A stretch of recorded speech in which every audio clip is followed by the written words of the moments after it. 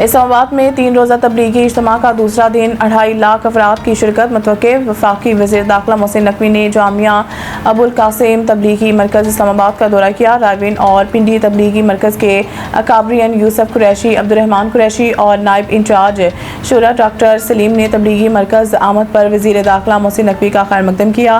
وزیر داخلہ محسن نقوی نے اسلام آباد تبلیغی مرکز کے اکابرین سے ملاقات کی اور اسلام آباد مذاکرات کے دوران اجتماع ملتوی کرنے پر منتظمین کا شکریہ ادا کیا اور تبلیغی کہا کہ اجتماع کے منتظمین کے مثبت کردار کو خراج تحسین پیش کرتا ہوں۔ وزیر داخلہ محسن نقوی نے تبلیغی اجتماع کے لیے سیکیورٹی دیگر انتظامات سے آگاہ کیا کہ تبلیغی اجتماع کے لیے مؤثر سیکیورٹی ٹریفک پلان ترتیب دیا گیا ہے۔ وزیر داخلہ نے مذہبی ہم آہنگی اور قومی یکجہتی کے فروغ کے لیے تبلیغی اجتماع کے اکابرین کے کردار کو سراہا اور کہا ہے کہ تبلیغی اجتماع کے منتظمین کو پولیس لائنز میں خصوصی لیکچر کے لیے مدعو کیا جائے گا۔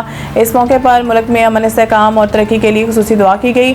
تبلیغی اجتماع کا اختتام کل صبح خصوصی دعا کے بعد ہوگا۔